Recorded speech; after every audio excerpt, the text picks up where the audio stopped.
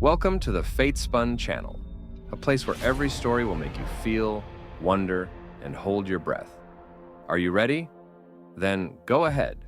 Story number 1. It started 2 weeks ago when I moved into my new apartment.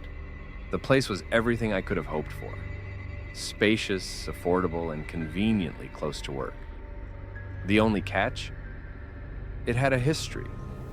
The landlord casually mentioned that the previous tenant, a man named Eric, disappeared without a trace. No foul play suspected, just vanished. He left behind some furniture, which I happily inherited.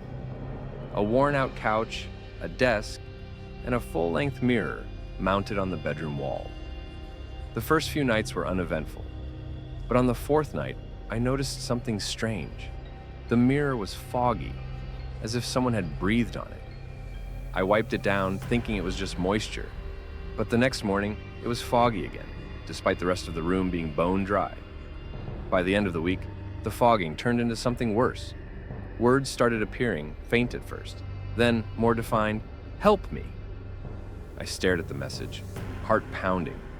It wasn't written with a finger, but looked like it had formed from within the glass itself. I convinced myself it was a prank, a remnant left by the previous tenant. I scrubbed it off and went to bed. That night, I woke up to a noise. It sounded like whispering, but it wasn't coming from outside. It was inside the room.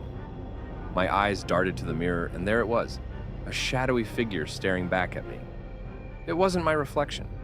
It was a man, gaunt and hollow-eyed, standing just behind my mirrored self. I spun around, but the room was empty. The figure didn't disappear when I turned back to the mirror. Instead, he moved closer. His hand pressed against the glass, and I swear I felt the cold seep into the room. His mouth opened, and though I couldn't hear him, I could read his lips. "Let me out." I bolted from the room and slept on the couch, but things only got worse. The next night, the writing was back. "Why did you leave me?" I tried covering the mirror, taping up a bedsheet, but it didn't help. The whispering continued, growing louder and more desperate. Objects in the apartment started moving, keys on the counter, a chair slightly out of place. Then I started waking up with scratches on my arms, like someone had been clawing at me in my sleep. I finally broke down and called the landlord. He sounded nervous when I brought up the mirror. "You saw him, didn't you?" he asked. I demanded answers, and he hesitated before telling me the truth. Eric, the missing tenant, was obsessed with the mirror. He claimed it was a portal to another world, one that trapped people's souls.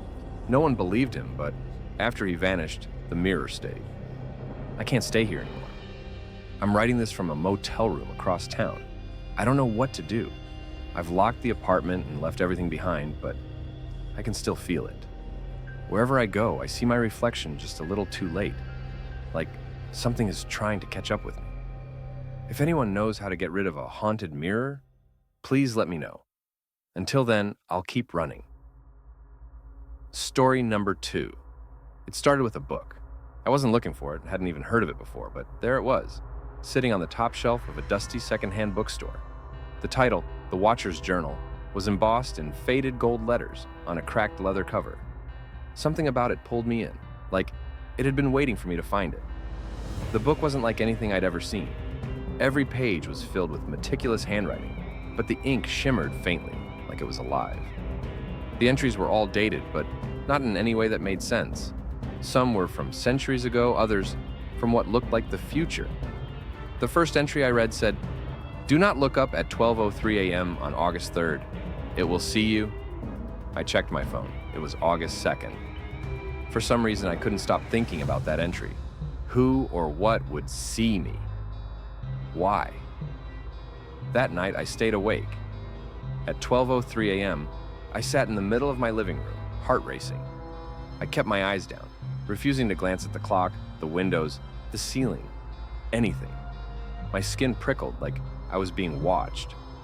The next morning, I flipped through more of the book. Every page seemed to be addressed directly to me. "You're doing well. Do not answer the knocking at 3:14 a.m. tonight." I didn't want to believe it, but when 3:14 rolled around, the knocking started. 3 slow, deliberate knocks on the front door. My stomach dropped. I froze, staring at the door, unable to move. After what felt like hours, the knocking stopped. From that point on, the journal became my guide. It warned me about things I would have never expected.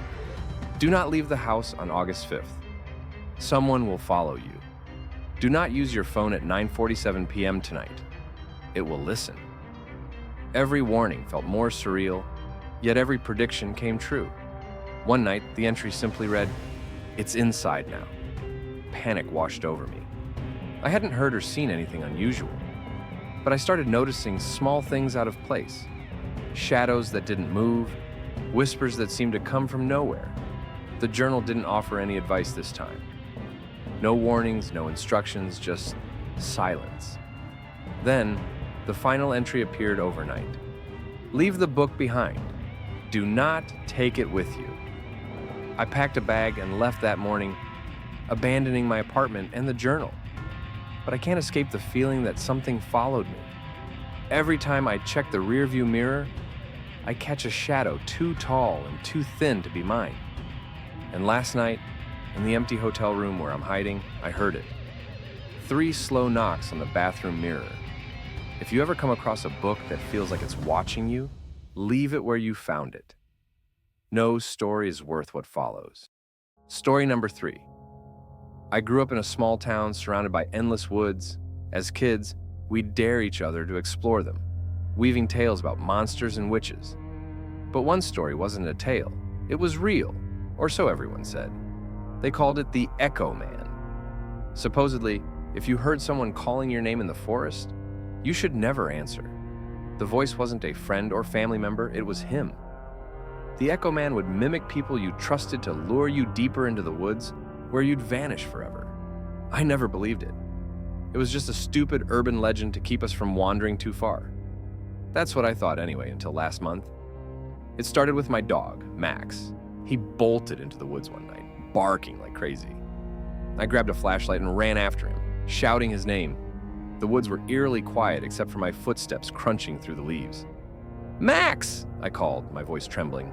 Then I heard it. A faint voice, soft and distant. "Help me!" It was Max's bark, distorted and wrong, like a recording played backward.